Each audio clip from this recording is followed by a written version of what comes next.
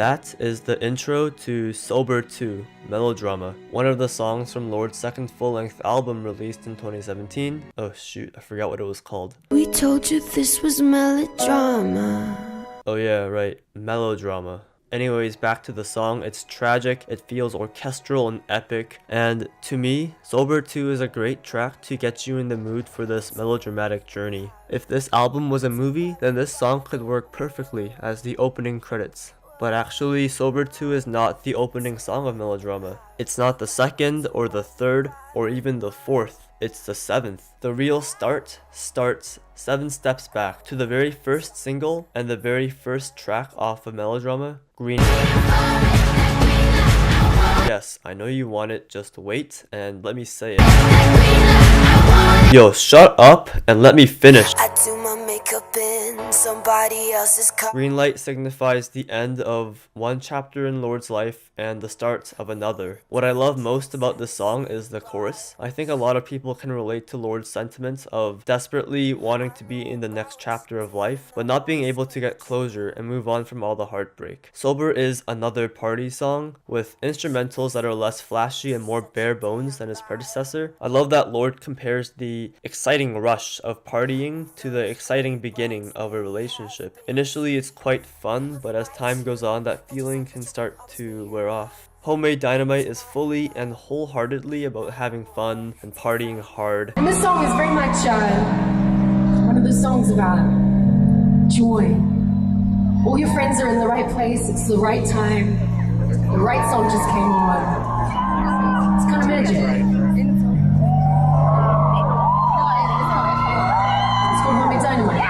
Even though the song doesn't have anything deep or personal to say, it's just brimming with energy. But if the first 3 tracks are fun, grand, party songs meant to lure the audience in, then the next 3 are more personal and intimate to keep the audience invested. The Louvre, Liability, and Hard Feelings, Loveless manage to tell a chronological story of a young love and then the ensuing heartbreak. The Louvre is a nostalgic look into all the positive parts of a relationship, but it's as if Lorde took off her rose-colored glasses after the events of the song, because Liability is a tragic piano ballad about how her widespread popularity and fame has brought her hardships when it comes to maintaining relationships. Essentially in this track, Lorde has convinced herself she's a liability to other people. But it's also the first instance on Melodrama so far where Lorde is talking about taking care of herself. She expands on themes of self-care and self-love in the final act of this trilogy.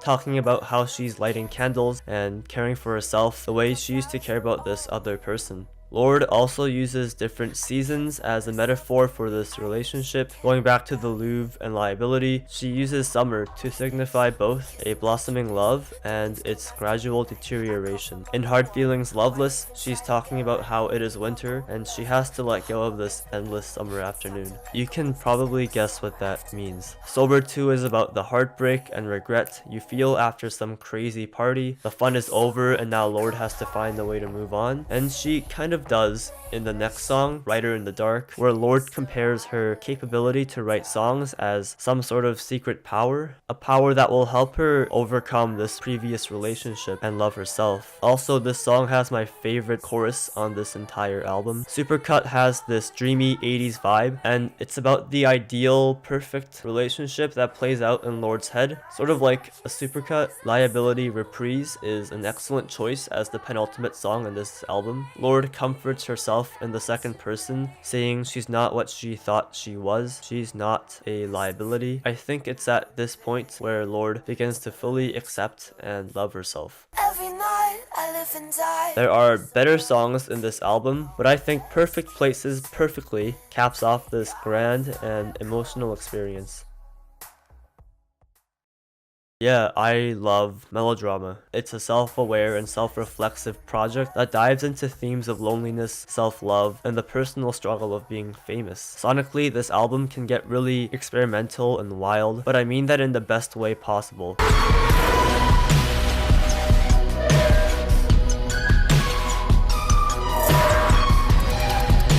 and the reoccurring motifs of seasons and parties, as well as the addition of songs like Sober 2 or the Liability Reprise, prove that Lorde is more than capable as a long-form storyteller. Each song in Melodrama is unique and enjoyable on its own, but there's also a loose narrative thread connecting all of them together. 2017 was an amazing year for quality records, but Melodrama stands out to me as the most awe-inspiring and extravagant, while also being very personal and passionate. It was like such an intense undertaking, and we just really labored over every little thing. And I really do think, because we did that, it's turned out to be such a good record. I'm really proud of it, and I'm excited for it to kind of be out in the world. All of the things we're taking.